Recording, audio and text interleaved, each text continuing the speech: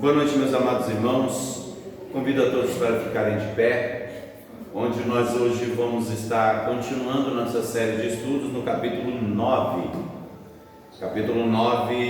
de Apocalipse. Nós vamos falar de todo esse capítulo e nós temos coisas bem interessantes para falar nesse capítulo, tá bom? Tinha uma anotação sobre esse capítulo. Capítulo 9, ótimo. Meus amados, vamos orar? Vamos orar, pedir a Deus que alimente o nosso coração, que alimente nossas almas e, acima de tudo, nos dê orientação para que nós possamos, da melhor forma, interpretar as Escrituras. Oremos. Pai Santo, Pai Bendito, na Tua presença nós nos colocamos. Pai, muito obrigado, Pai. Muito obrigado pela Tua graça, pela Tua misericórdia, pela oportunidade de estarmos aqui junto como igreja, Senhor Jesus, aprendendo de Ti a cada dia mais. Peço, Senhor Jesus, que mais uma vez o Senhor venha abrir os nossos corações, os nossos ouvidos espirituais e a nossa mente, Pai, para que todo o nosso ser seja alcançado com a Tua palavra, com as Tuas verdades. Pai Santo, sabemos que o livro de Apocalipse ele tem as suas dificuldades que são muito próprias, Pai. Não que nós falamos como se tivéssemos certeza de todos os acontecimentos, mas dentro daquilo que o Senhor tem revelado para nós, Senhor Jesus, que isso seja de proveito ao nosso coração. Peço que o Senhor abençoe a todos quanto ouvirão, a tantos quantos, Senhor Jesus, seguirão essa linha de conhecimento, e que o Senhor abençoe a cada um deles, os nossos ouvintes, os irmãos presentes na igreja, e todos quantos, Senhor, a Tua mensagem alcançar. Nós somos gratos por tudo, nos méritos do nosso Senhor e Salvador Jesus Cristo. Amém. Amém. Meus amados, vamos ler o capítulo 9 todo? Os irmãos me acompanham. Capítulo 9 de Apocalipse. O quinto anjo tocou a trombeta, e vi uma estrela caída do céu.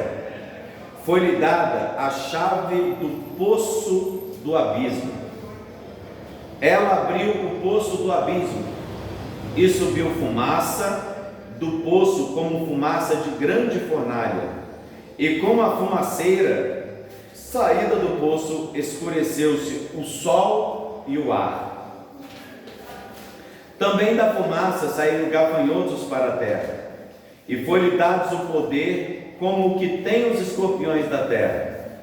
Foi-lhe dito que não causasse dano à erva, nem a qualquer coisa verde, nem a árvore alguma, e tão somente os homens, que não têm o selo de Deus sobre a fronte. Foi-lhes também dado que não os matassem, e sim que os atormentassem durante 5 meses. E o seu tormento era como o tormento de escorpião quando fere alguém. Naqueles dias os homens buscarão a morte e não a acharão. Também terão ardente desejo de morrer, mas a morte fugirá deles. O aspecto dos gafanhotos era semelhante a cavalos preparados para a peleja. Na sua cabeça havia como que coroas, parecendo de ouro, e o seu rosto era como o rosto de homem. Tinha também cabelos, como os cabelos de mulher, e os seus dentes como dentes de leão. Tinha couraças, como couraças de ferro. O barulho de suas asas faziam era como o barulho de carros de muitos cavalos quando correm a peleja. Tinha ainda cauda como escorpiões, e ferrão na cauda tinha o poder para causar dano aos homens por 5 meses. 2 vezes que repetiu isso, né? E tinham sobre eles, como seu rei, o anjo do abismo, cujo nome em hebraico é Abaddon e em grego é Apolion. O primeiro ai passou. Eis que depois dessas coisas vem ainda 2 ais. O 6º anjo tocou a trombeta, e viu uma voz procedente dos 4 ângulos do altar de ouro que se encontram na presença de Deus, dizendo ao 6º anjo, o mesmo que tem a trombeta solta, e os 4 anjos que se encontram atados junto ao grande rio Eufrates. Foram então soltos 4 anjos que se achavam preparados para a hora, o dia, o mês e o ano, para que matassem a terça parte dos homens. O número dos exércitos de cavalaria era de 20.000 vezes 10 milhares, e eu ouvi o seu número. Nossa, tem como pronunciar esse número?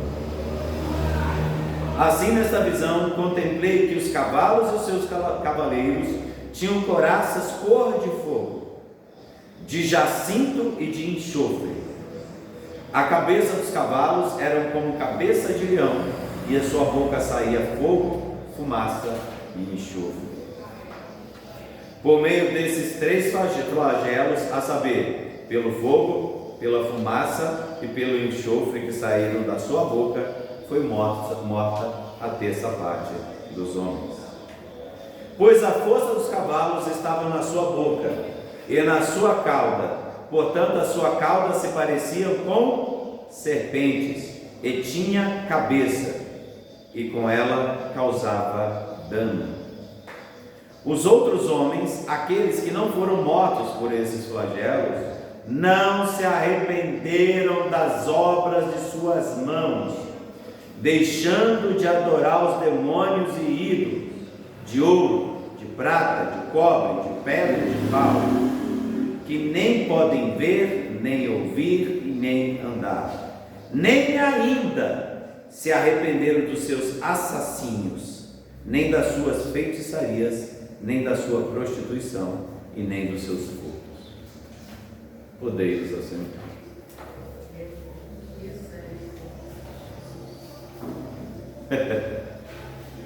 Gente, vocês me perdoem, mas eu não sei se é por causa de uma convicção muito pessoal que eu tenho da interpretação bíblica. Eu não tenho dificuldades com os textos do Apocalipse. Eu não tenho dificuldades por quê? Porque em sua essência eles trazem respostas óbvias. A Bíblia tem uma meta-narrativa. O que é uma meta-narrativa? É aquela narrativa total, aquela que você olha de fora e você vê o quê? Que todos os livros ele culmina numa narrativa. E quais são as narrativas? Os perdidos sempre caminham para a perdição, os santos sempre caminham para Deus. E o que eu vejo na Bíblia, que os santos em qualquer momento de dificuldade buscam a Deus, os ímpios em qualquer momento de dificuldade odeiam Deus, rangem os dentes para Ele e o amaldiçoam. Parece que a mensagem é a mesma. Entra século, sai século, entra visões religiosas, sai visão religiosa, o ímpio está sempre contra Deus, sempre tramando contra Deus, enquanto seus santos buscam a sua única esperança em Deus. É o que nós vemos aqui no capítulo 9. Irmãos, a gente não tem quase nada para falar desse texto, né? Misericórdia.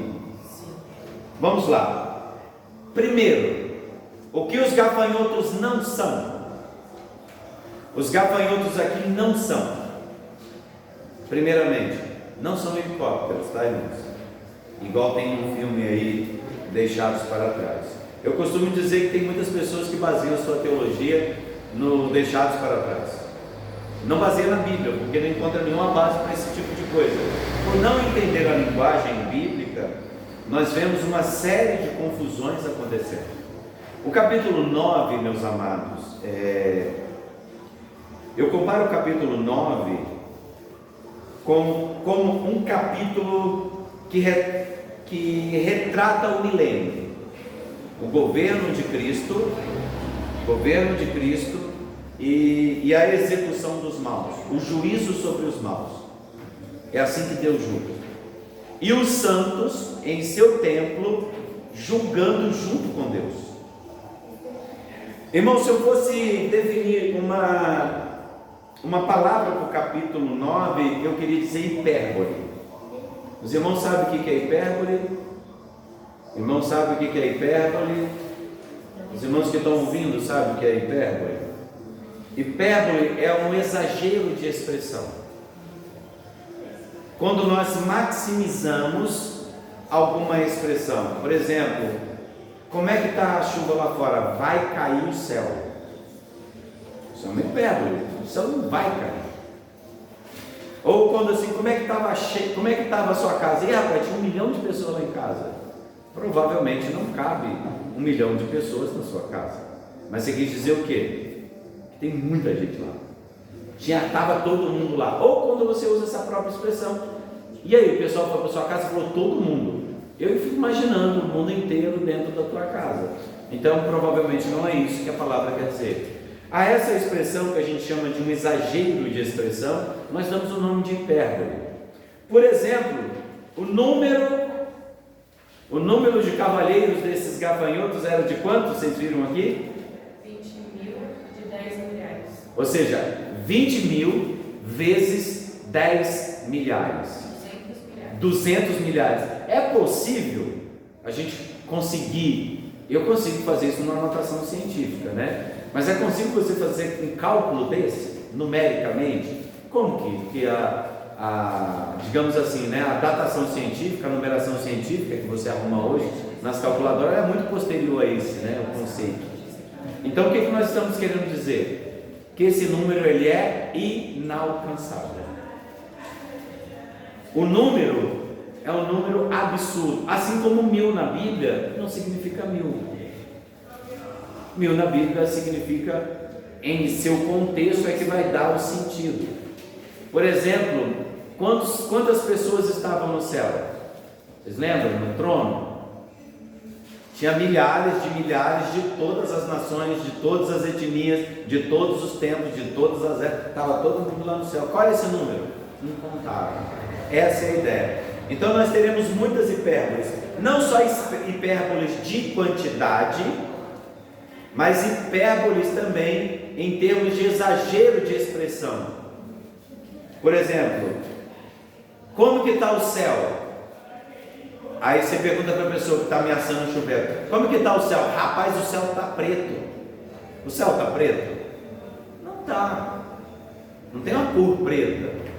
O céu está escuro, né? O céu está enegrecido, mas não está. Como é que está lá fora? Ih, rapaz, está escuro. No sentido que já está de noite.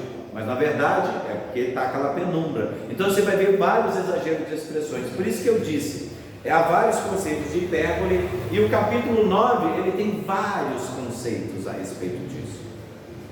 Então nós vamos começar com o primeiro verso.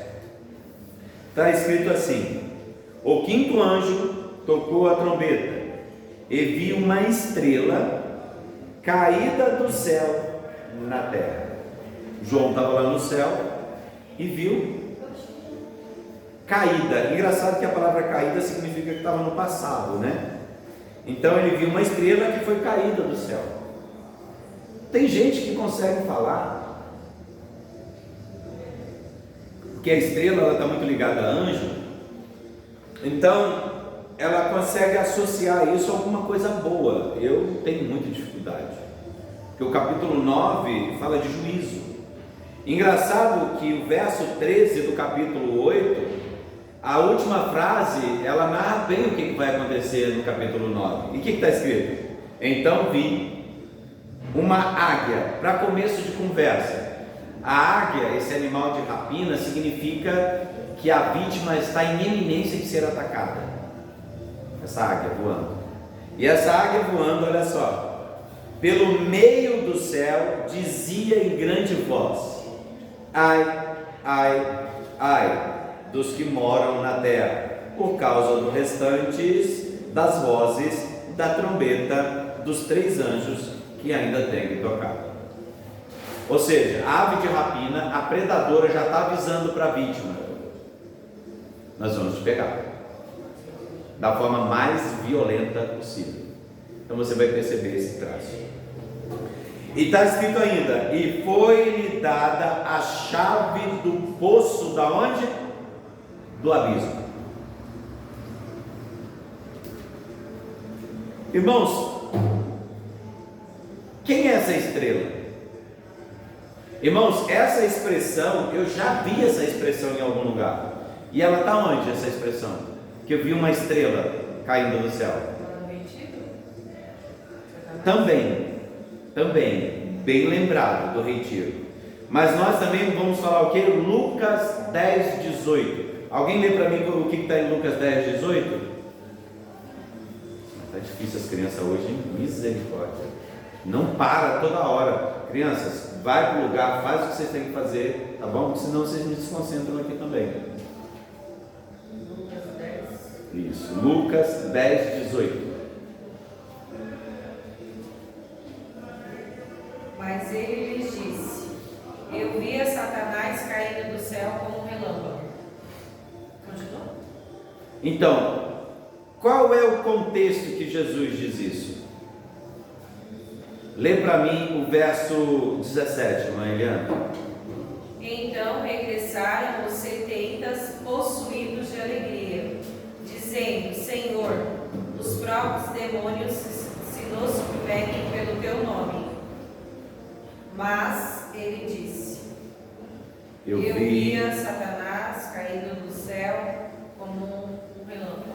Então, eu acho muito difícil, irmãos, esse momento, falar que de repente esse anjo aqui, porque está com o nome de anjo, ser alguma coisa positiva em seu sentido, muito pelo contrário.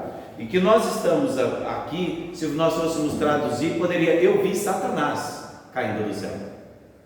Então, nós conseguimos perceber com Lucas 10, 18, e o porquê que ele está dizendo isso. Lê o 19 para mim, mano. 19 Isso, de Lucas 10, 18. 10, 19, né? Isso. 10, 19. E eis aí vos dê autoridade para pisar de serpentes e escorpiões, e sobre todo o poder do inimigo, e nada absolutamente vos causará dano. Engraçado que parece que esse comentário de Lucas é um pouco do comentário do capítulo 9. Por quê? Vocês perceberam que no capítulo 9, quem é que é afetado aqui no capítulo 9? Os ímpios. Somente os ímpios, porque todos quantos receberam o selo na testa, a marca de Deus na testa, nenhum deles é atacado. Quem é atacado é só os ímpios. Engraçado isso, né? Irmãos, cadê a marca da testa de vocês? Porque tem um 666 aí, que é o símbolo disso, que é o símbolo daquilo, que é o símbolo daquilo outro. Todo ano é uma inventação moda do 666. E a nossa marca, não parece? Só o 66 que aparece? E a nossa marca na testa, que são os salvos, que não vai ser tocado? Como é que fica?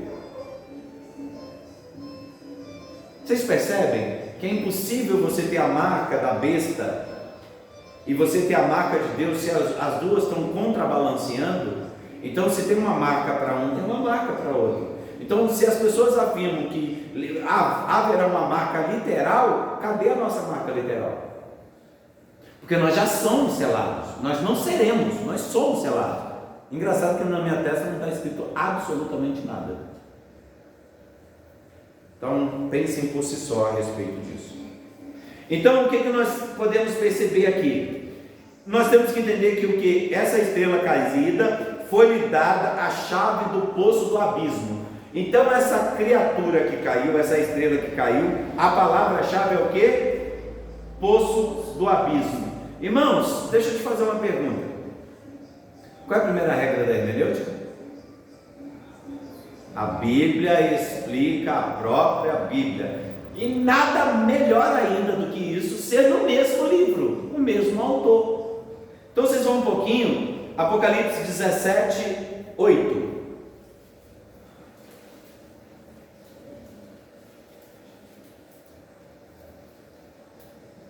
Olha só. A besta que viste era e não é, está para emergir do abismo e caminha para a destruição. Aqueles que habitam sobre a terra, cujos nomes não foram escritos no livro da vida, desde a fundação do mundo, se admirarão vendo a besta, que era e não é, mas aparecerá. Quem é essa besta? É o diabo. Você vai ver que ele vai enganar quem, irmãos? Aquele que não tem a marca na testa, a marca de Deus. Nós acabamos de ler isso. Ela é emergida do abismo. Se você avançar mais um pouquinho no próprio livro, em Apocalipse capítulo 20, verso 3, mais uma vez ele vai dar a resposta de quem é essa besta que está do abismo, que é o capítulo 20, verso 3.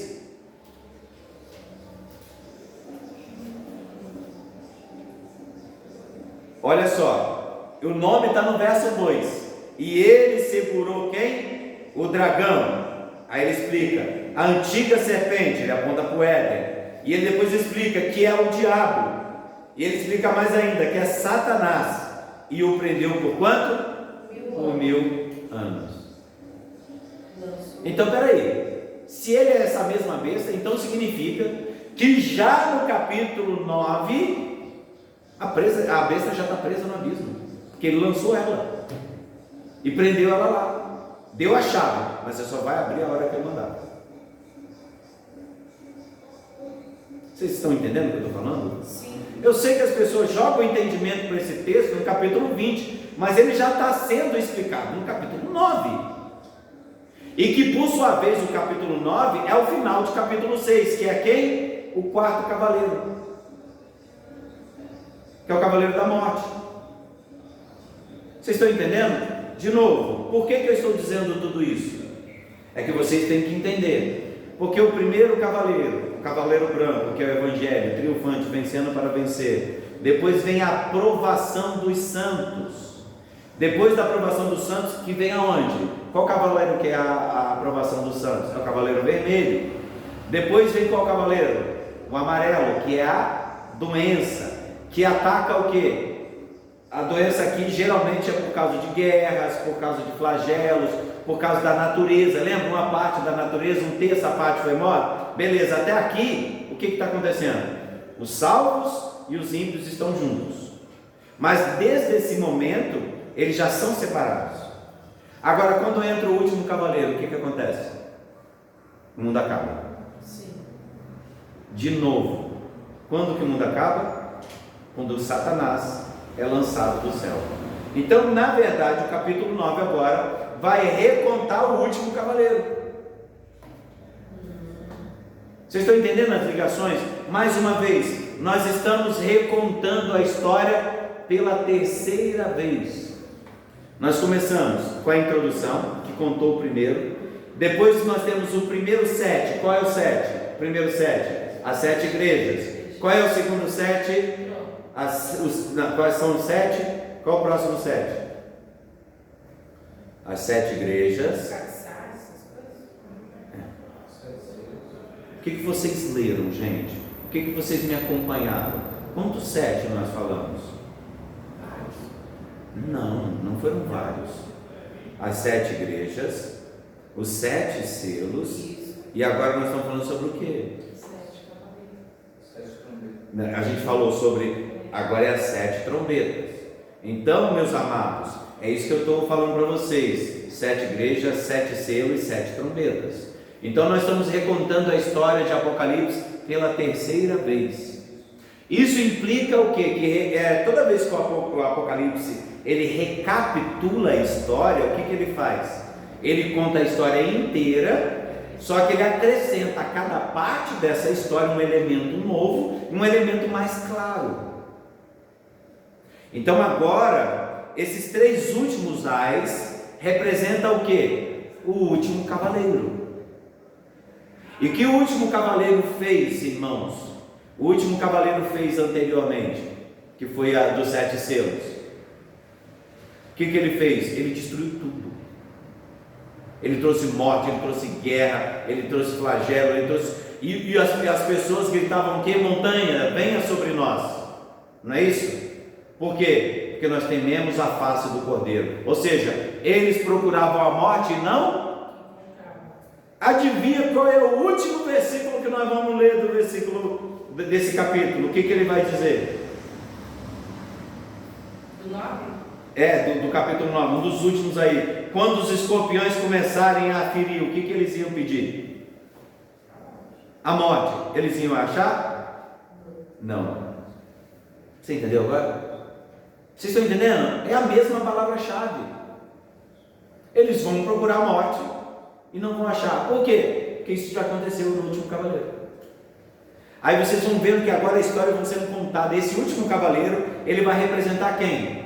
Satanás e seu império que se levanta contra Deus. Lembra que os três cavaleiros, os três primeiros estavam associados, os três primeiros cavaleiros? Mas o último não. Aqui você vai ver a mesma coisa de novo. Você vai ver que as trombetas sendo tocadas, as três primeiras falam sobre o quê? Sobre os santos, sobre provações, uma série de coisas. Só que a partir de agora vai falar sobre o quê? Sobre os ímpios e o juízo sobre eles. Esse último cavaleiro é o quarto? É o quarto cavaleiro. Então, meus amados, olha só. Então, o que nós estamos percebendo? Que o livro de Apocalipse está recontando a história, só que agora ele está acrescentando cada detalhe que ainda nós não sabemos. Por isso que a gente fala que a Bíblia, ela acaba explicando a própria Bíblia. Irmãos, se vocês lembram que em Lucas 8, quando Jesus ele passa, encontra o demoniado gadareno e ele vai expulsar os demônios, e ele fala que vai jogá-los no abismo, o que os demônios fazem? Não, lá não. Lá não, a gente prefere não, bem mesmo que a gente vai nos porcos e tal. Por quê? Porque já havia esse pressuposto. Engraçado que Satanás ainda não havia sido lançado na terra. Como que eu sei disso? Porque Jesus disse isso. Ele falou que quando eu for levantado, ele fala assim, eu vi o diabo caindo do céu como uma estrela, e quando eu for levantado, eu atrairei todos a mim. Aí você vai encontrar nesse mesmo contexto os apóstolos todos admirados, que eles tinham feito grandes milagres, grandes coisas. Nossa, você vê que até os demônios me submetem, tal. Aí Jesus, dentro de um contexto, ele fala assim, ninguém consegue saquear a casa do valente se não amarrar ele primeiro. Vocês entendem isso? Então, ele falou assim, vocês estão saqueando o inferno. Mas para mim, para que nós pudéssemos saquear, o que eu tinha que fazer? Eu tinha que prender o diabo. Então o diabo está preso no abismo. Ele vai ser solto. E quando ele for solto, o negócio vai pegar. Mas quando ele for solto, ele não vai conseguir afetar os santos. E eu vou explicar por que ele não vai afetar os santos. Tá? O texto aqui vai explicar isso. Aí você fala assim, mas como é que o diabo morreu? Como é que o diabo está preso? E há tanta maldade no mundo? É porque vocês não entenderam, a palavra preso ali é amarrado em correntes. Um cachorro preso, ele não pode morder ninguém. Um cachorro preso chega do tamanho da corrente para você descer no diabo de pedaço. Mas o cachorro ele só morde até que tamanho? Até a corrente. Então o diabo ele age no mundo. A diferença é que ele vai até onde Deus permitiu, até onde a corrente alcança. Por isso que ele vai lá e fala, faz isso por tanto tempo. Você viu que nós repetimos aqui durante 5 meses, vocês fazem isso. Você deve estar pensando assim, nossa, então 5 meses deve ser isso mesmo. Então vamos lá, 5 meses. Quanto que é 5 meses? 5 vezes 3, 15. Então durante 150 dias, o tentador vai vir e vai fazer isso tudo. Mas quando pegar 149, vai continuar. Quando deve virar meia-noite 150. Aí acabou. É isso que o texto está dizendo? Não. Ele fala que vai ser um tempo. E que tempo é esse? É um tempo médio, sazonal. Era um período em que os gafanhotos atacavam aquela região. Tinha um período exclusivo que é aproximadamente 5 meses, onde essas nuvens de gafanhoto invadiam a terra. Irmãos, os gafanhotos eles são muito comuns em terras áridas e secas, países muito quentes. Então esse período é um período que é comum aos próprios gafanhotos. Ele vai usar essa linguagem do gafanhoto aqui, e essa linguagem vai ser muito usada em Joel e vai ser usada em Êxodo.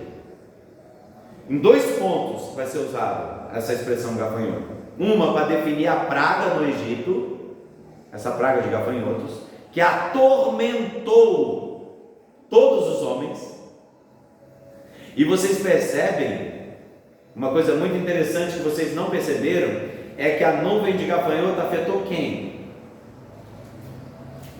Quem?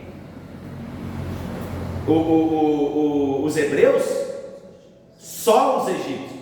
Nenhum hebreu sofreu nenhum dano por causa de quem? Dos gafanhotos.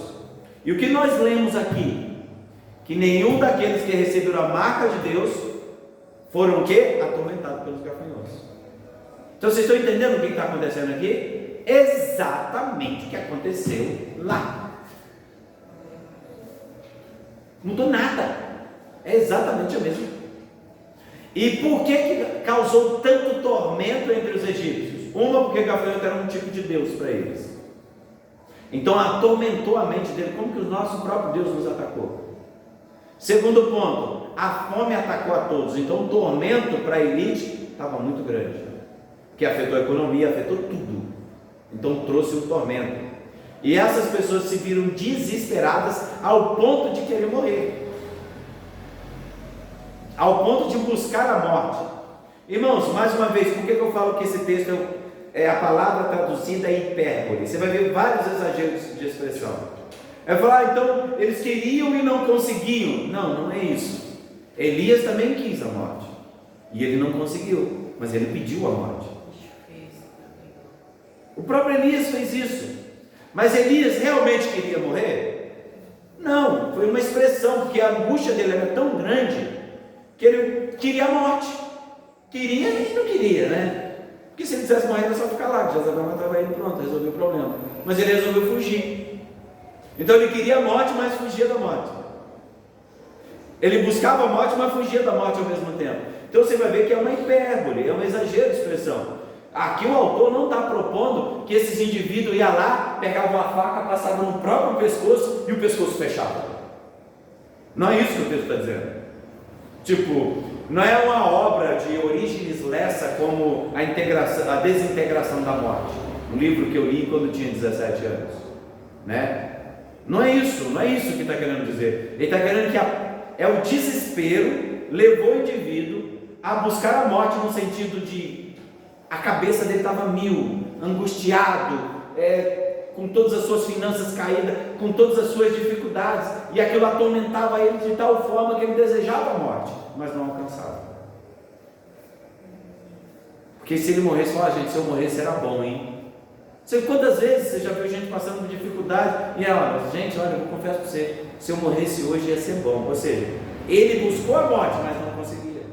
No seu coração ele deseja a morte, mas ele não consegue morrer. É isso que o texto quer dizer. E foi-lhe dado a chave do poço do abismo. Então, irmãos, olha só. E quando ele deu a chave do poço do abismo, então nós estamos falando o quê? Que um anjo foi lançado na terra. Nós sabemos quem é esse anjo, é Satanás. E foi dado a ele o que? A chave do abismo. Por que foi lhe dada a chave do abismo?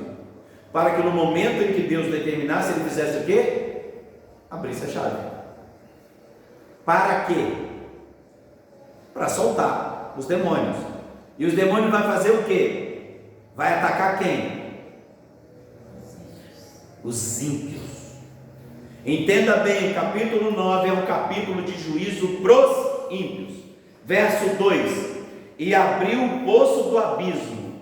O que aconteceu? Subiu fumaça do poço, como fumaça de grande fornalha, e com a fumaceira saída do poço, escureceu-se o sol e a atmosfera. A palavra ar aqui é definido como atmosfera. Vou traduzir melhor, tá? Significa que é aquela parte alta do globo terrestre. É quando um vulcão entra em erupção, o que ele faz? Ele escurece a atmosfera inteira. Aqui embaixo você consegue ver tudo, mas lá em cima está tudo escuro. E é como fornalha, por quê?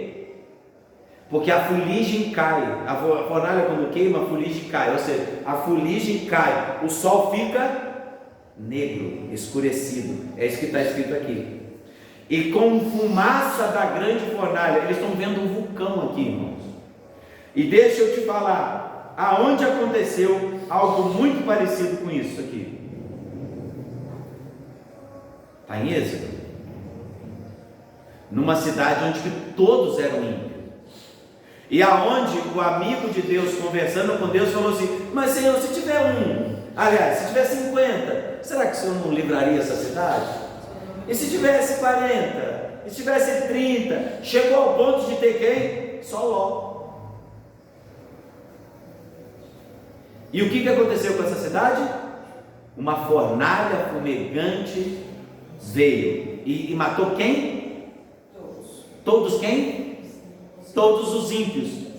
Mas a pergunta que eu faço é: e os santos que tinham a marca de Deus, eles foram o quê? Arrastados pela mão do anjo para fora. Você vê que o anjo ainda arrastou eles para fora. Para quê? Para que eles não fossem consumidos. Vocês estão entendendo o contexto aqui agora? Ele vai usar os dois maiores desastres da humanidade que ocorreu com os ímpios. Um é no Egito e outro é em Sodoma e Gomorra. Então é essa linguagem de destruição, é essa linguagem de juízo que o próprio Deus está trazendo no capítulo 9. Está vendo, gente? Não precisa inventar. O texto fala por si só. Toda a imagem de Apocalipse se encontra no Antigo Testamento ou no próprio Apocalipse. Nós não precisamos confabular nada para frente. Por quê? Porque os próprios profetas usavam essas imagens do passado para projetar coisas para o futuro. E o que nós temos que fazer aqui hoje? Seguir a mesma coisa que os profetas fizeram. Joel fez isso, Ezequiel fez isso, Jeremias fez isso, Naum fez isso, Zacarias fez isso. Mas você, alecrim dourado, que nasceu no campo sem semear, você quer projetar coisa para o futuro? Não, você tem que olhar para as coisas do passado para entender o que virá, mas usando a linguagem, interpretando a linguagem que o autor queria desferir. Vamos lá, então nós sabemos que o verso 2 ele fala sobre juízo, tá? E essa questão, irmãos, quando ele abre a fornalha, essa fumaça escureceu o sol e o ar, também significa, irmãos, que a mente dos ímpios foram afetadas por essa influência demoníaca. Eles não enxergam as coisas com clareza, eles não conseguem ver a luz de forma clara. Por quê? Porque eles estão afetados pelo aquele que tem a chave do abismo. Gente, você pode ver que a mente do ímpio como ela é obscura, não entra a luz do Evangelho. O Espírito Santo não esquadrinha, não leva a luz a esses corações. Então isso também traz a expressão de que aqueles que serão afetados por essa fumaça, e nós sabemos quem são, eles não conseguem enxergar a luz, os olhos deles estão tapados, eles não conseguem ver a luz do sol. E o que saiu do meio desse negócio, no capítulo 3? O que está saindo no capítulo 6? Aí começa: também na fumaça saíram gafanhotos para a terra. Olha só, gente, e foi-lhe dado o poder como o que tem os escorpiões da terra. Você vê que ele começa contando como se os gafanhotos aqui, você vê que o gafanhoto aqui parece que está comum, né? Vocês vão ver como é que esse gafanhoto vai crescer daqui a pouco.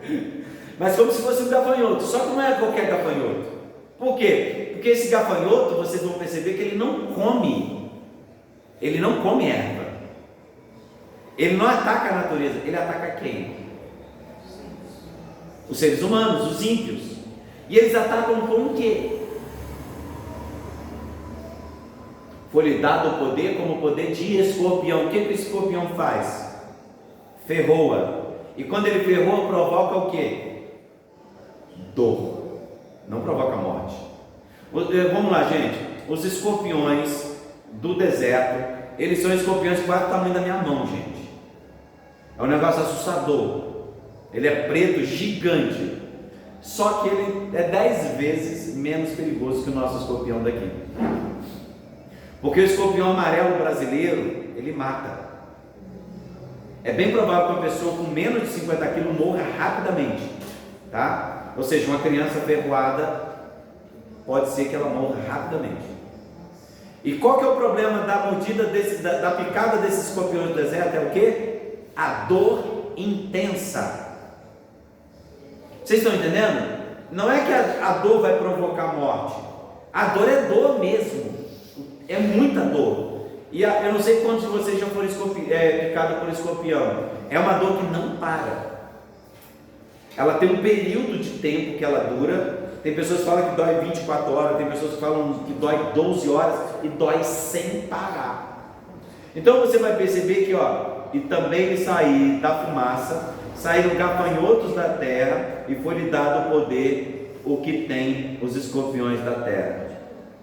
E o verso 4 está escrito o quê? E foi-lhe dito que não causasse dano à erva da terra, nem a qualquer coisa verde, nem a árvore alguma, e tão somente os homens que não têm o selo de Deus sobre a testa ou fronte. Então vem cá, duas coisas estão fora. A natureza não vai fazer parte disso, e os homens que tiveram a marca de Deus também não terão isso. Os homens e as mulheres. Então o que eu estou querendo dizer? Você vê que aqui é dor de tormento. Então esses gafanhotos, ele tem a dor do tormento. Vocês percebem que não é a morte? É o tormento. A pergunta que eu faço hoje: como que está a mente do ímpio hoje na terra? Visivelmente confusos, visivelmente atormentados, visivelmente não sabe para onde vai, estão cegos, porque o sol se escureceu para eles, o julgamento está sobre a mente e o coração deles, eles se sentem julgados o tempo todo. Se você falar negro, o quê? Negro não é cor, é raça, você vê que eles estão confusos, palavras ofendem eles estão com a pele assim, sabe, tocou, eles estão sentindo dor, é a famosa geração do mimimi. Eles veem problematização de chamar o móvel de criado do mundo. Nós chegamos a esse absurdo. É a mesma pessoa que tipo fala que é loucura alguém cortar uma perna funcional que está saudável porque tem um transtorno mental. Não pode, tem que proibir essa pessoa. Mas é a mesma que arranca o seio da menina de 12, 13 anos para ela fazer transição de gênero, ou que castra uma criança de 10, 11 anos. Eu já estou vendo casos mais cedo que esse, por causa, porque ela se identifica com outro gênero. Você vê a loucura, a mente foi afetada. Por quê? Porque o mundo está louco, eles não conseguem enxergar a luz, eles estão afetados, eles sentem dores o tempo todo, eles estão em agonia eterna. Por quê? Porque aquele que tem a chave está atormentando ele, e a ordem é para atormentar eles. Por isso que as pessoas são tão atormentadas. Você vê que são pessoas visivelmente atormentadas. Você deve estar se perguntando: mas eu conheço um monte de crente que é assim. Provavelmente ele não se converteu ainda. Ele é um convencido, ele não é um convertido. E o que nós temos hoje nas igrejas brasileiras são convencidos, convertidos não. Porque eu acho impossível uma igreja que não se prega o evangelho de verdade ter convertido de verdade. Então, se os púlpitos não são saudáveis e não são pregados o evangelho, é impossível haver conversão nessa igreja. Tem um monte de gente entretida com show, com entretenimento, jogos de luzes, palavras de pastores que são coaches psicologizadas, mas não tem nada a ver com o evangelho. Essas pessoas estão sendo confortadas, elas não estão sendo nem confrontadas, e nem tem havido um convite para abandonar os pecados e mudar de vida. Então é fácil de achar gente assim. 4. E foi-lhe dito que não casasse mal, vocês perceberam. Agora verso 5. Foi-lhes também dado que não os matassem, e sim que fizesse o quê? Os atormentassem durante 5 meses. E o seu tormento era como o tormento de escorpião quando fere alguém. Viu?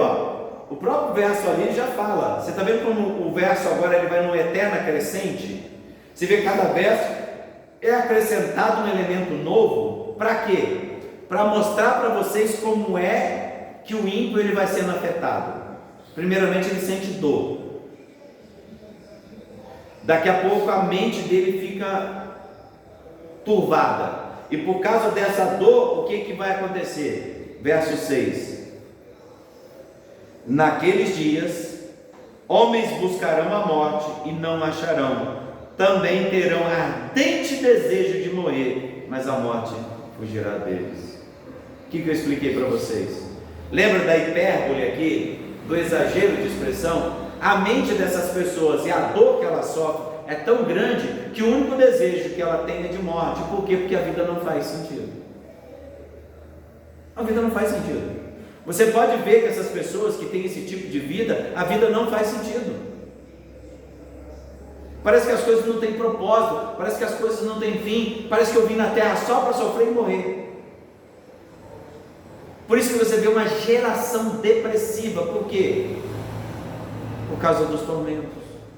Irmãos, nunca foi se liberado tanta droga, nunca foi se liberado tanta pornografia, nunca foi liberado tanta prostituição, nunca as crianças tiveram tantas coisas, os jovens tiveram tantas coisas, os homens tiveram tantas coisas, e nunca teve uma época de pessoas tão miseráveis igual hoje. Suicídio em cima de suicídio. Depressão é a doença do século. Setembro amarelo. Isso é fruto do pecado. Pastor, eu tenho que dizer que todo mundo que quer morrer é fruto do pecado? Não estou dizendo que todo mundo é, mas em sua maioria compreende-se isso. Que às vezes a pessoa está depressiva, mas é porque ela tem alguma coisa que a afetou e ela tem que descobrir isso. Então o que nós vamos perceber, irmãos? Essa expressão aí, nós vamos encontrar essa questão do gafanhoto, da mente distorcida, igual eu falei para vocês. Por exemplo, vocês vão ver essa expressão dos gafanhotos em Êxodo 10, vocês lembram disso, que eu falei para você no Egito. Mas eu queria que nós lêssemos um capítulo que vai nos acompanhar até o final, que é Joel. Procurando aí Profetas Menores, livro de Joel.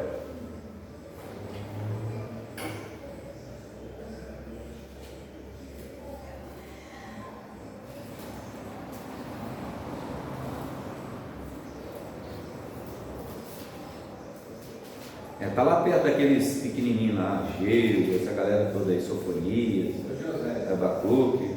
Volta de Mateus. Oi? O quê? Joel capítulo 1 e capítulo 2. Nós vamos ter que ler os dois capítulos.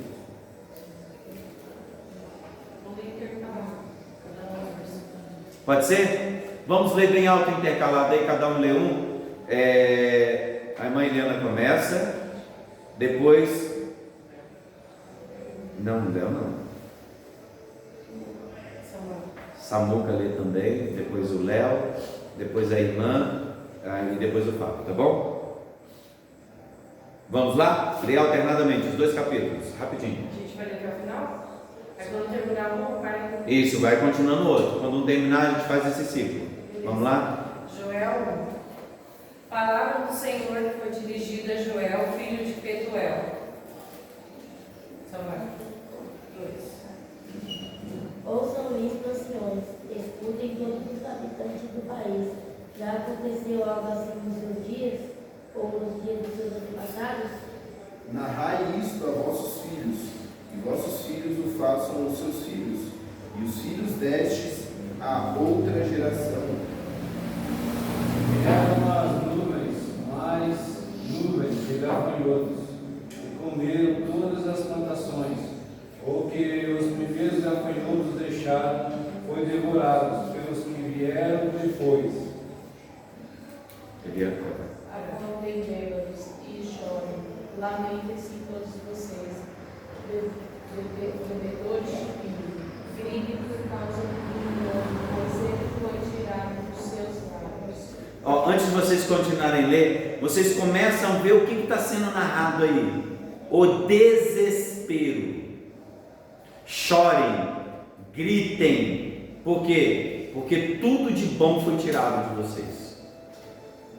Vocês estão entendendo? Por isso que eu estou falando que vocês acompanhem bem essa leitura, porque é essa leitura que vai acompanhar o capítulo 9 inteiro. Continue. 6.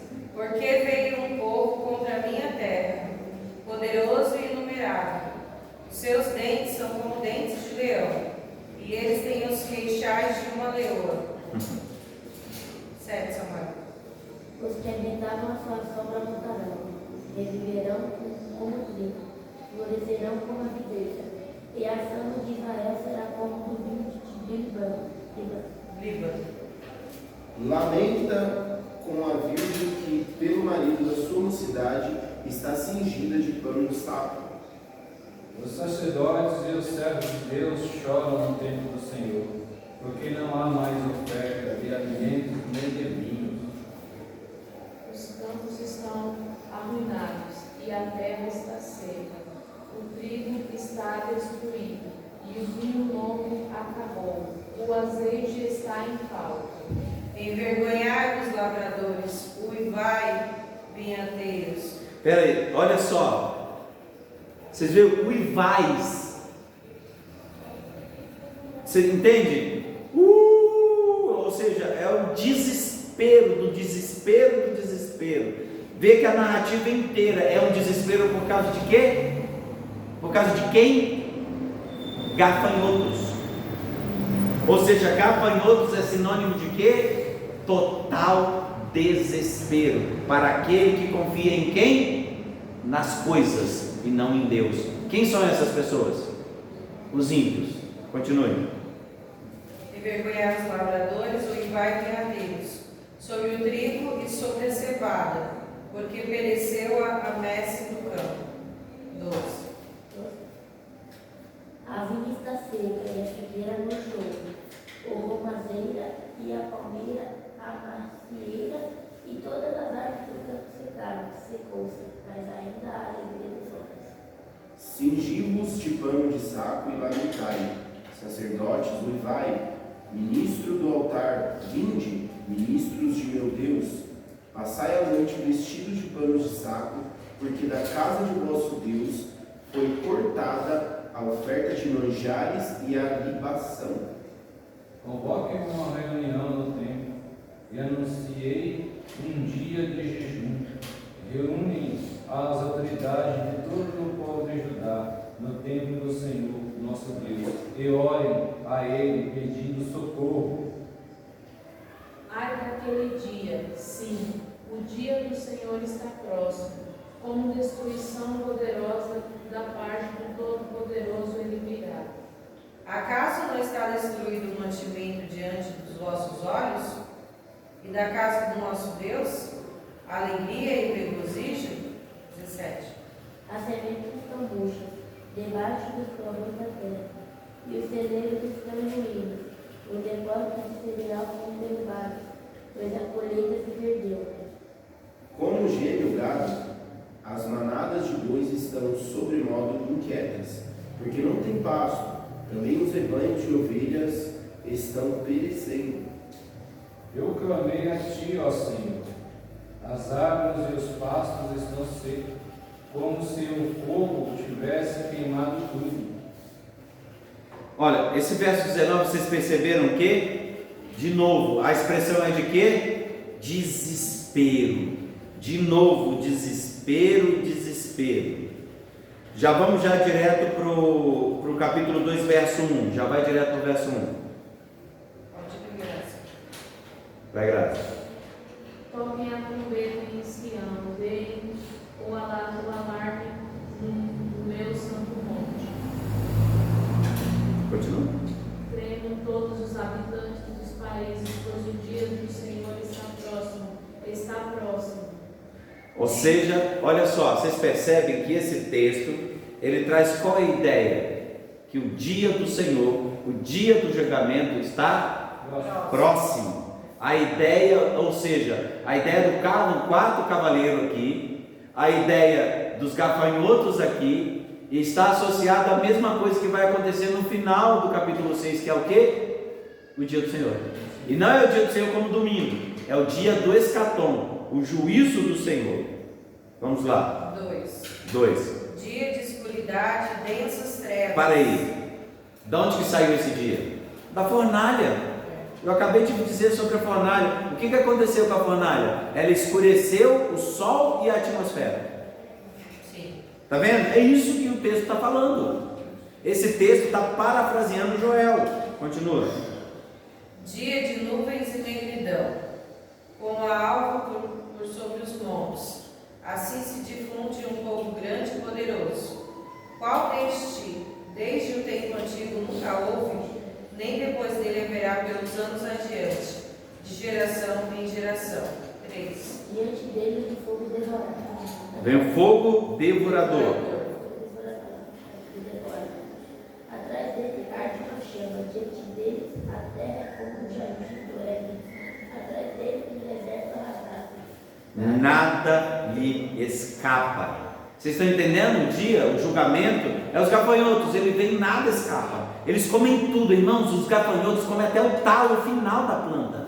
Ele deixa arrasado, como se o fogo tivesse passado por cima, igual Joel acabou de falar no capítulo 1. Ou seja, a ideia do escorpião é de arraso total. Mas para quem? Os ímpios. E olha só que interessante, como que esses gafanhotos são? O que será que está acontecendo? Será que o João ele não tinha nada em mente, ele ficou copiando os textos do Antigo Testamento? Vamos ver o que está escrito aqui. Vamos ver se tudo isso que eu falei é mentira minha, ou será que ele escreveu aqui? Vamos ver o que o Joel capítulo 2 escreveu. Vai lá. A sua aparência é como a de cavalos. Nossa, parece que eu já vi isso em algum lugar. Como cavaleiros. Nossa, e tinha até cavaleiro em cima do gafanhoto então? Nossa, que gafanhoto grande, hein? Vai. Vem saltando no alto da montanha, fazendo barulho como de carros. Ué, mas nossa, pera de novo. Então eles vêm estrondeando, ou seja, como barulho de carros e cavalos. Nossa, parece que eu disse em algum lugar hoje isso aqui. Continua. Como galhos secos estalando no fogo. São como um enorme exército posto em ordem de combate. Diante deles, os povos se contorcem angustiados. Todos os rostos ficam pálidos. Você está vendo? Não, é só até ele, é o 6. Você vê, olha só. Como é que ficam os homens? Atemorizados, empalidecidos com as coisas. Eles ficam chocados. E o que acontece? Com esses gafanhotos, o que eles fazem? Vai para o verso 7. Correm como valentes, como homens de guerra. Sobem muros, e cada um vai no seu caminho, e não se desvia da sua fileira. Não empurram uns aos outros, cada um marcha sempre em frente, avançam por entre os dardos, sem desfazer a afirmação. Então, olha só, eu não vou nem continuar, porque aquilo que a gente precisava está aí. Aquele que quer ver tudo que eu disse, leia capítulo 2 de Joel, que vocês vão entender. Você vai vir aqui que no 25, Deus depois vai restituir o seu povo, mas por enquanto, o que eu quero que vocês entendam, que a imagem do gafanhoto é a imagem do desespero. Em outras palavras, gente, não tem nada a ver com gafanhoto literal. Porque se tivesse, ia ser um bichinho feio. Não, mas tem gente que fala, inventa um monte de coisa. E detalhe, de que o profeta Joel está falando? Do grande dia terrível do Senhor. E sabe que dia foi esse? O dia em que a Babilônia e a Assíria invadiu o reino do sul e o reino do norte. Eles vieram, regaçou com tudo, acabou com tudo, matou um monte de gente. Quem é que ficou vivo? Servo Senhor. Só os servos, os príncipes, aqueles que foram levados para suas casas, assim como quem? Sadraque, Mesaque, Abednego e Daniel. Quer dizer, Misael, Azarias e Ananias, né? Que a gente acaba chamando eles do nome babilônico, né? Mas esse é o nome correto deles. Então o que você percebe? Ele faz uma distinção de quem? de quem são os filhos de Deus e de quem não é. Porque esses exércitos vieram do norte. Você vai ler isso no capítulo 25 de Joel. Capítulo 25 não, no verso 25 de Joel. Ele vem do norte. Que ao norte significa ele vem do rio Eufrates para nos atacar. Vocês leram isso em algum lugar aqui hoje? Eles vêm do rio Eufrates, que é perto da Mesopotâmia, da onde que veio Babilônia e a Síria. Então o que o livro do Apocalipse está apontando? Que grandes inimigos se levantarão e destruirão a todos. Vamos lá, meus amados. Nossa, já passou rápido o negócio hoje aqui. Então nós entendemos então que o gafanhoto não é algo literal, é uma imagem do Antigo Testamento para narrar o desespero de quando os povos foram invadidos, a advertência do Senhor contra os ímpios, porque Deus ele vai vir julgar. E para os ímpios não tem refresco, ele veio para destruí-los. Enquanto isso, os santos vão ser privados desse momento de tormento, ou seja, a cabeça do ímpio está guardada, tá? E olha só, verso 6, a gente já leu verso 7, o aspecto dos gafanhotos era semelhante a cavalos preparados para a peleja ou para a guerra. Nós já lemos isso, né, irmão? Então nós sabemos que não é literalmente um cavalo, é uma expressão que o profeta Joel usou e agora João, no seu papel de profeta, ele está repetindo aqui. Sua cabeça havia como que coroas parecendo de ouro, ou seja, gente, uma falsa vitória, um falso reino. Eles não são vitoriosos, eles têm uma autoridade temporária que foi dada por quanto tempo? Então parece que eles são vitoriosos, porque as coroas significam vitória. Lembra que eu falei para você do triunfo romano? Você vem com a coroa na cabeça, por quê? Porque você tomou essa coroa de outro e está usando essa coroa. Então essa coroa ela é falsa. Por quê? Porque ela só vai servir por um tempo. Então você já viu um gafanhoto montado num cavalo e com uma coroa na cabeça? Não faz sentido. E o rosto era como o rosto de homem. Por que o rosto desse gafanhoto era como de homem? Aqui nós encontramos as expressões chamadas antropomorfismos. É muito comum na Bíblia, é o que? Emprestar elementos do homem a outrem. Por quê? Nossa, esse cachorro tem uma cara de homem, não tem? Porque ele parece ter um rosto de homem, mas isso é antropomorfismo. Você identifica isso no cão. Por quê? Porque você tem um ideal de que é um ser humano. Nossa, olha só o que esse cachorro faz, parece até gente. Isso é antropomorfismo. Você empresta um elemento físico para entender aquele animal. Nesse caso significa o quê? Que essa causa que nós não sabemos exatamente de tormento, que é chamada de demônio, significa que ele tem rosto de homem. Por quê? Porque ele tem inteligência. Rosto de homem eu já expliquei para vocês. Lembra que os anjos também tinham? Rosto de anjo, de homem significa o quê? Conhecimento, sabedoria. Esses animais, ou seja, essa potestade que atacará esses ímpios, são inteligentes. Eles vão usar de inteligência para destruí-los. Eles são falsos reis, ou seja, são falsos vitoriosos, têm rosto de gente, mas vem para causar o quê? Destruição. O gafanhoto causa o quê? Destruição. Mas qual que é o tipo de destruição deles? Pela dor.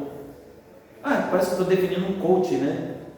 Ele é inteligente, te ilude, mas ele tem uma cauda, ele te ferrou, te causa dor. Nossa, é um coach, é um pastor falso. Aquele que está em cima do púlpito te ensina coisas que aparentemente são inteligentes, mas te conduzem à dor e à tormenta eterna. E olha só, tinha também cabelos, como cabelos de mulher.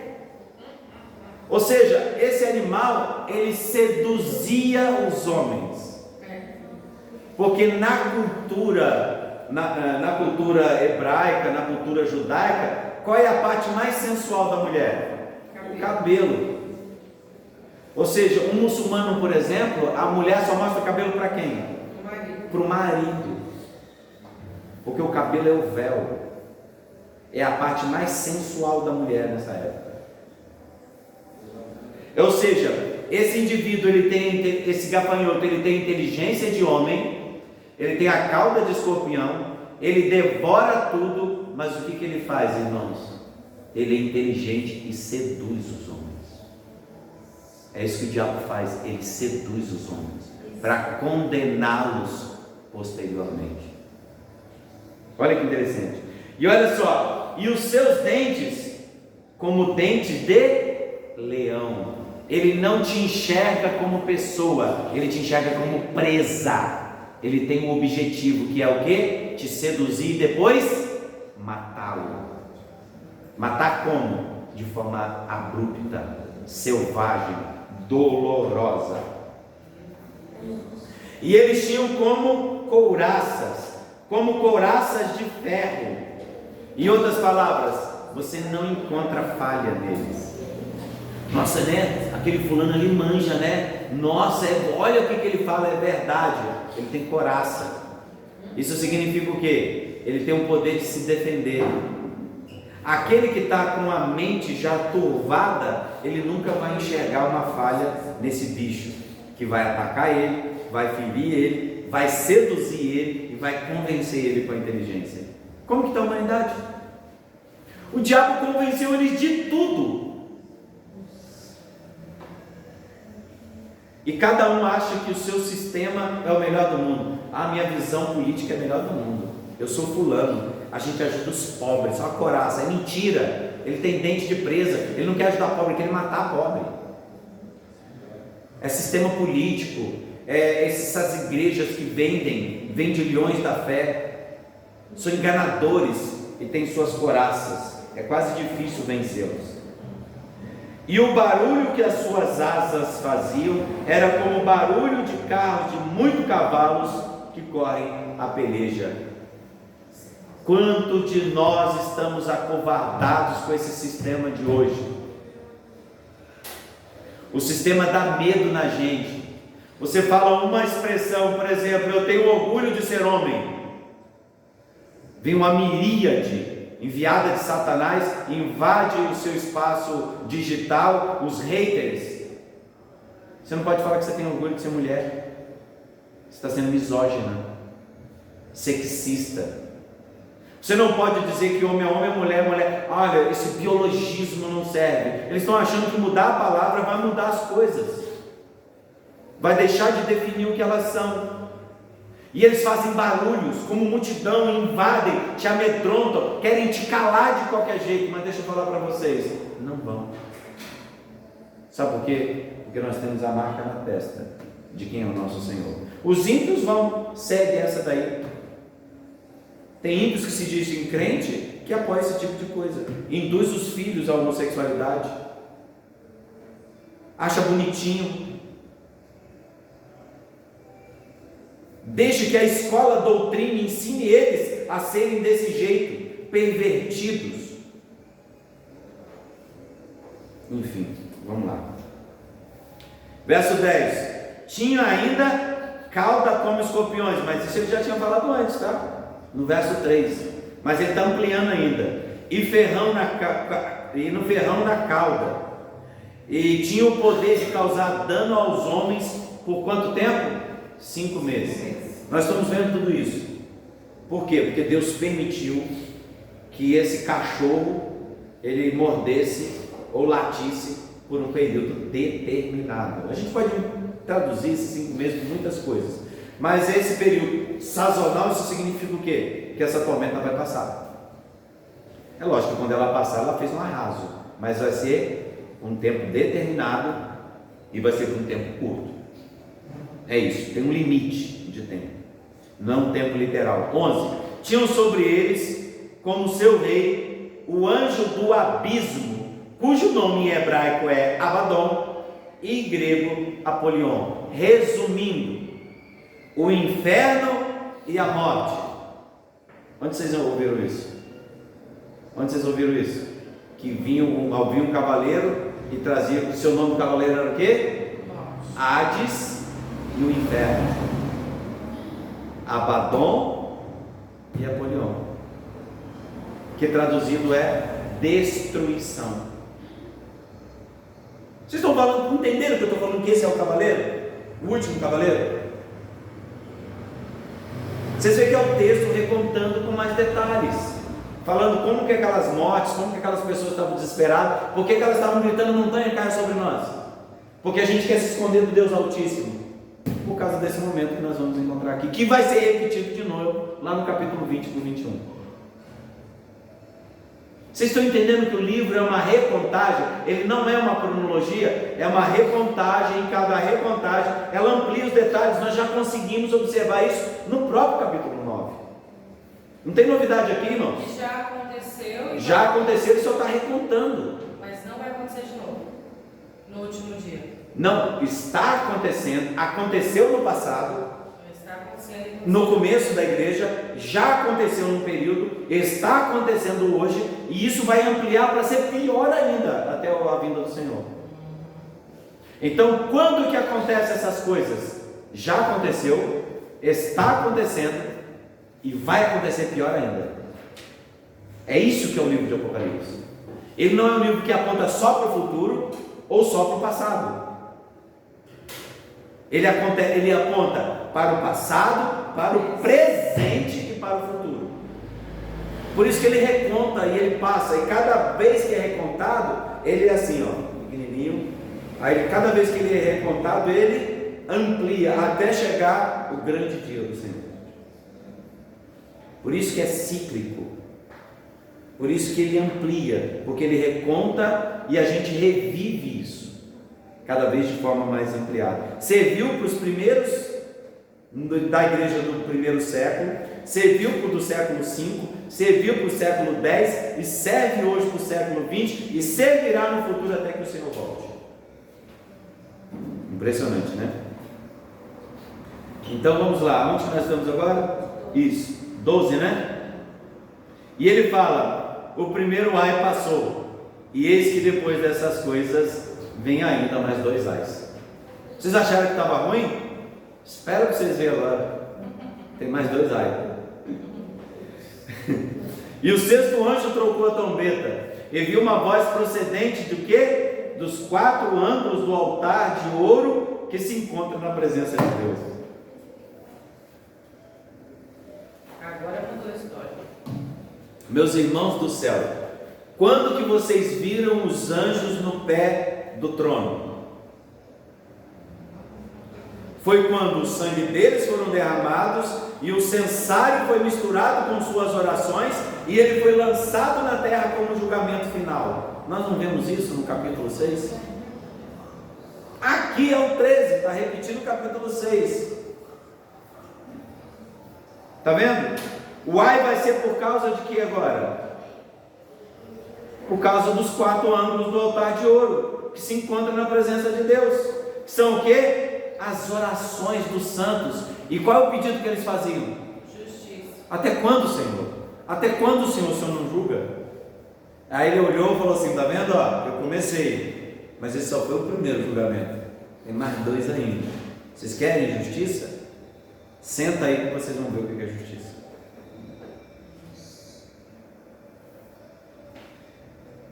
Filho. E olha só, e o segundo ai que ele vai tocar agora, o que acontece? Dizendo ao 6º anjo, o mesmo de quem a trombeta, o mesmo que tem a trombeta, disse: solta os 4 anjos que se encontram atado junto ao grande rio Eufrates. O que eu acabei de falar? O rio Eufrates é aonde? É da onde vem a Síria e a Babilônia.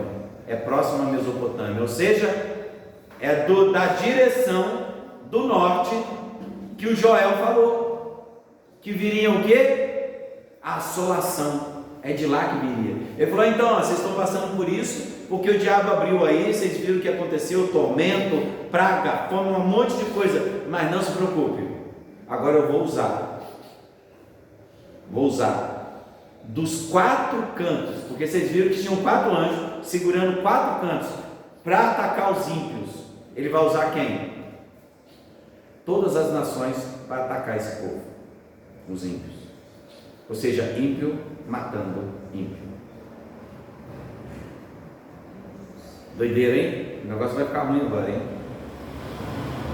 Foram então soltos os 4 anjos que se achavam preparados para a hora, o dia, o mês e o ano, para que fizesse o quê? Matassem a terça parte dos homens. Antes era só o tormento, irmãos.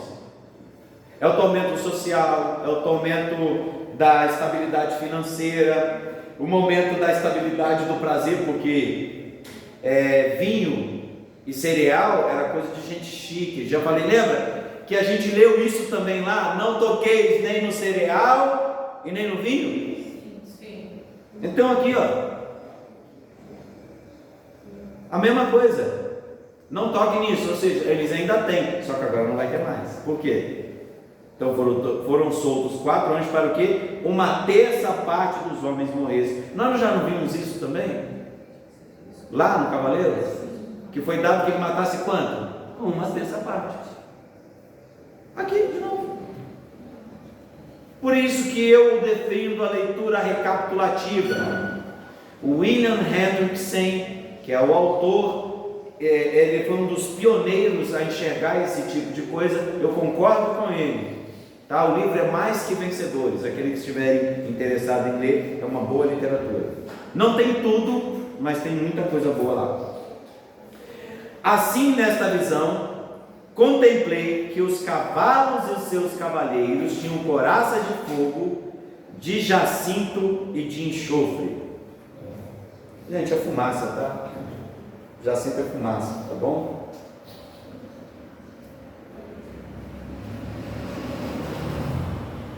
Ou seja, é aquela expressão que nós já encontramos em Joel no Êxodo 10, que fala sobre a questão de Sodoma e Gomorra. Isso chama-se juízo, tá? Fogo, fumaça, enxofre, aponta para quem? Sodoma e Gomorra. E a cabeça dos cavalos era como cabeça de leão, e a sua boca saía fogo, fumaça e enxofre. Gente, cavalo era a forma mais rápida de se viajar. Então significa um ataque rápido, tá? E esses cavalos eram tão especial que a cabeça era como de leão, ou seja, eles atacavam rápido com a força esmagadora. E da sua boca saiu o que? Juízo. Por quê? Fogo, fumaça, enxofre é o que? Juízo de Deus. Tem que ler os símbolos, a imagem. Está tudo aqui, você tem que ler imagem por imagem, hipérbole por hipérbole, expressão por expressão, recontagem por recontagem, não viagem. Deixa o livro fazer isso. E por meio desses 3 flagelos, aí ele repete, não acabei de dizer que era isso? O que é flagelo, irmãos? Juízo. Então por meio desses 3 flagelos, e ele quer deixar bem claro quais são. A saber, fogo, fumaça e enxofre.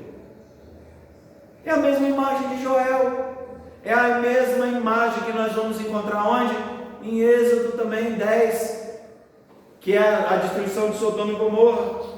Vocês estão entendendo? E foi ponto qual? Uma terça parte dos homens. Pois a força dos cavalos estava onde? Na sua boca e na sua cauda. Ou seja, vocês estão percebendo que é através da palavra e através da dor. Esse era o poder deles, através da palavra e através da dor. Porquanto a sua cauda parecia como de serpente e tinha cabeça, e com ela fazia o que? Causava muito dano. Porque agora o cavalo mudou, irmãos. Sabe por quê? Porque agora ele mata. Porque foi dado que morresse uma terça parte. Sim. Então, ou seja, é definido como traição ou astúcia a questão da serpente, e a sua boca mata.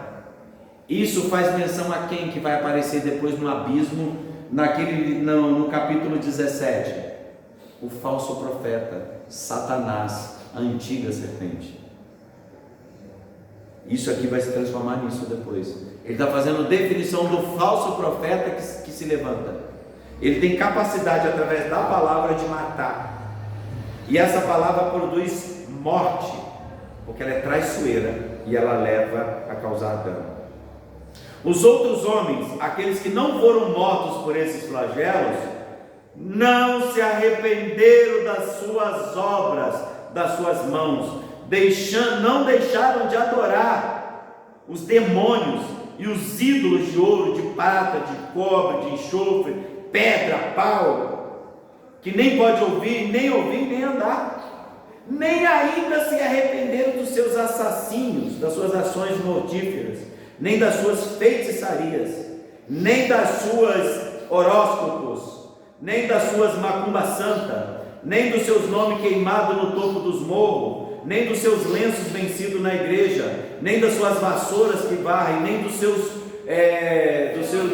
ungidinhos, dos seus olhos, nem das suas fronhas, nem das suas campanhas, que tudo isso são feitiçarias que não são ensinadas pelas Escrituras, nem da sua prostituição.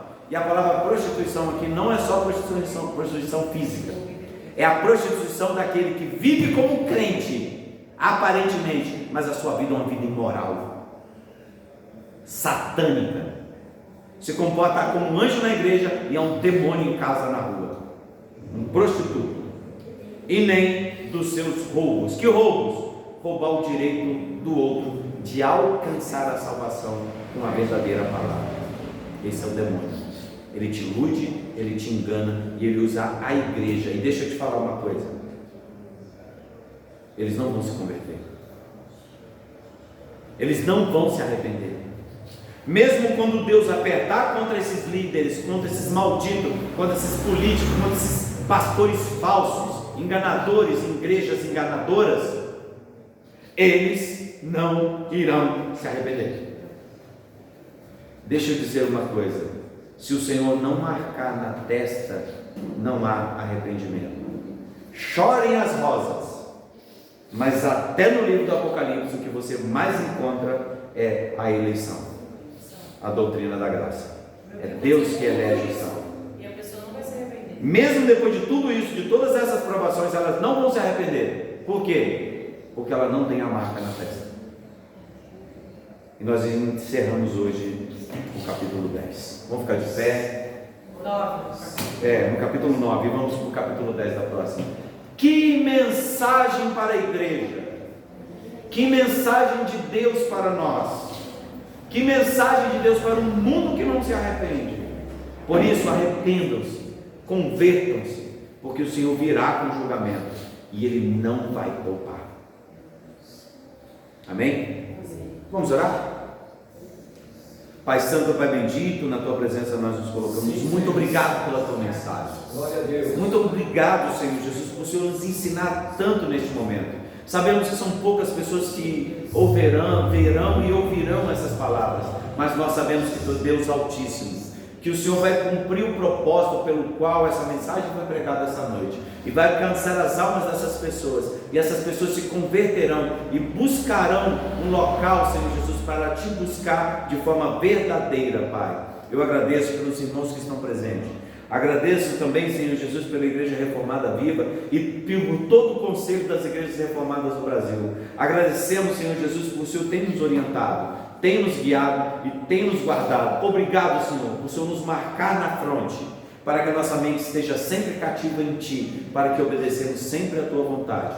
Nós agradecemos tudo isso nos méritos do nosso Senhor e Salvador Jesus Cristo. Amém. Então, está encerrado o culto de ensino nesta noite.